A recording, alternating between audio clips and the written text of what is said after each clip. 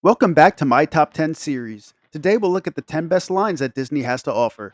My philosophy is you don't know a good cue until you've been on a bad one. We'll get to that list another day, but today we'll stay positive and look and see what I think are the best ways to wait online.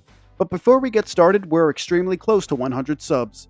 So if you'd like to join me on this YouTube journey, consider subscribing. But without further ado, let's look at our number 10 entry on this list.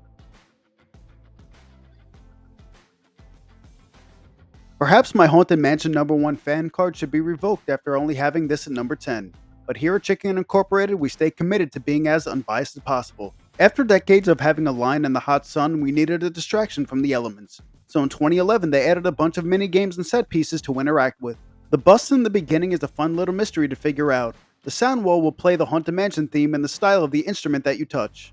But the thought of touching anything in a theme park without protection skeeves me out, so that's more of a watch and see for me. The Madame Leota tombstone that comes to life is a nice touch and a fun trick to play on friends and family who haven't seen it yet.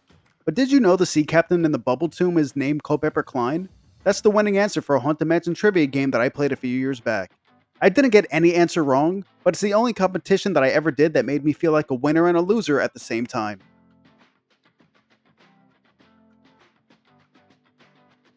If you watch my worst Disney ride video, you know how I feel about Dinosaur. But I will say this queue was the lone bright spot in my opinion.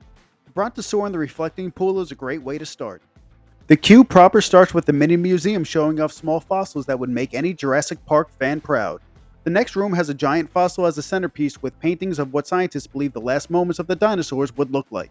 Oh well, Bill Nye the Science Guy talks about the theory of a giant asteroid striking the Earth causing the mass extinction of these once great creatures.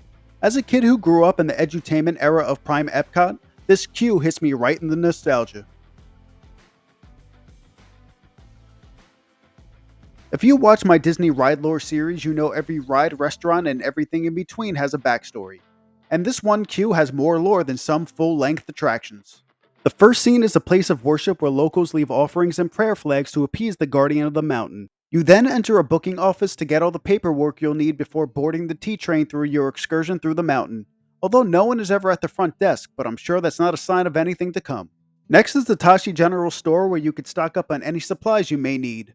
You make your way into a tea warehouse that has since been turned into a Yeti museum.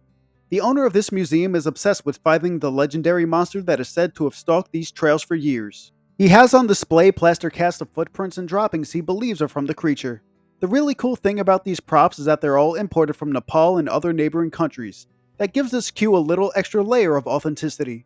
But who's excited for Expedition Everest, Disney Ride Lore?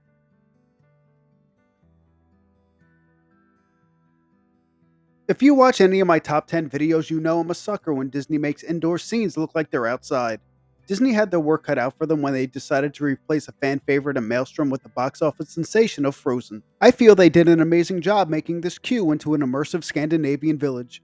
But whether you've been going to Epcot since the 80s or you sing Let It Go in the shower, I think we all can agree at least this queue was better than the previous version.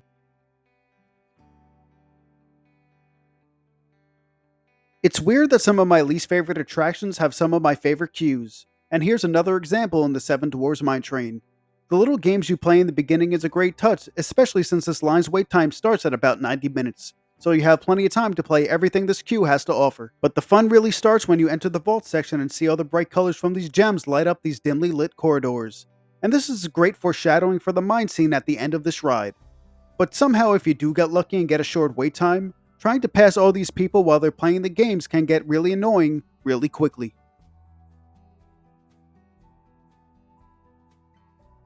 In the same vein as Expedition Everest, we have Kali River Rapids at number 5. They both feature seldom visited shrines along with shady companies you'll need to navigate through. I put this over Everest for the small fountains and golden idols that dot this queue. The main difference between the two is that the Kali River Rapids has the theme of keeping environmental integrity. The locals see the illegal logging company Tech Tac destroy the forest that they live in. As you crisscross through the ruins, you could hear the chainsaws of the workers cutting down trees. A radio broadcast informed the riders that the loggers are getting dangerously close to the river. The theming and attention to detail in this queue is truly remarkable. In my opinion, it totally overshadows the actual ride.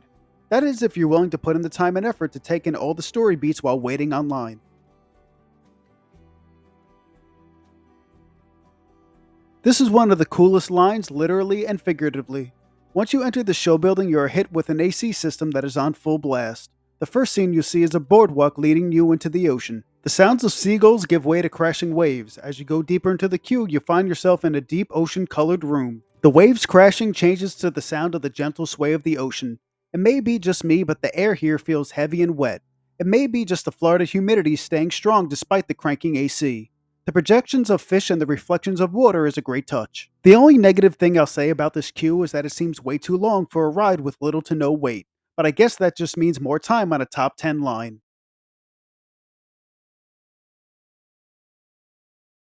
Before I get into the review for this queue, I want to talk directly to the people who had to wait on this line before the update. For those of you who still don't get why a good queue is important, never had to wait on this line for 90 minutes with nothing entertaining to look at while you moved a foot every 20 minutes. And Peter Pan's flight shows that a little imagination goes a long way.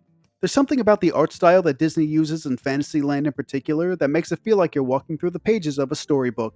And nothing highlights that better than entering the Darlings' home. Walking through the nursery and hearing Wendy, John, and Michael talk about their adventures in Neverland adds another level of immersion to get you even more excited to ride this classic.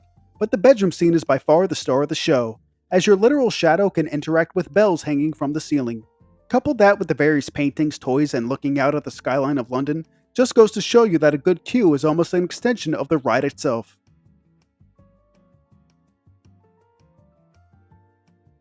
I may not be the biggest thrill ride fan in the world, especially after loading up on hot dogs on Hollywood Boulevard, but the Twilight Zone Tower of Terror line is an experience in of itself. Right off the bat, you have an idea of what you're getting yourself into with the unkept grass and shrubs lining this queue, and the dried up water fountains give off a foreboding, abandoned vibe.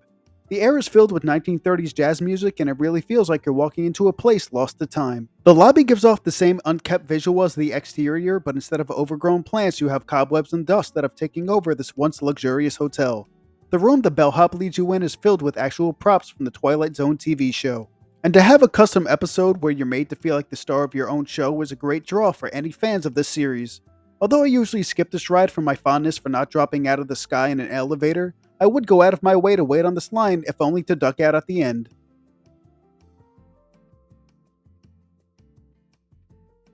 I can't think of another queue in Disney World that was built with such detail. The show building is made to look like Prince Eric's castle overlooking a beach. Right out in front is a shipwreck in a remote cove. A waterfall flows over some caves with small holes dotting the facade. Guests walk over a rope bridge overlooking small pools of water.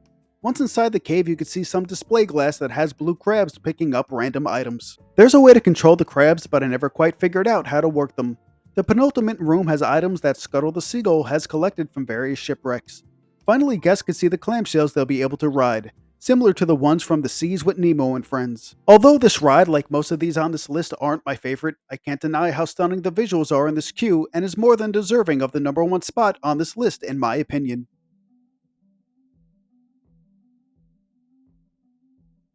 But that'll do it for this episode. I hope you enjoyed what I think are the 10 best queues that Disney World has to offer. But let me know any lines you think I missed out on, or ones that you disagree with me including for whatever reason. I realize now in post that 8 of the 10 rides that I have made my top 10 worst attractions video. Not exactly sure what that says about me, but at least you can't say I'm biased. But until next time, drop a like if you enjoyed this, subscribe if I earned it, and thank you for watching.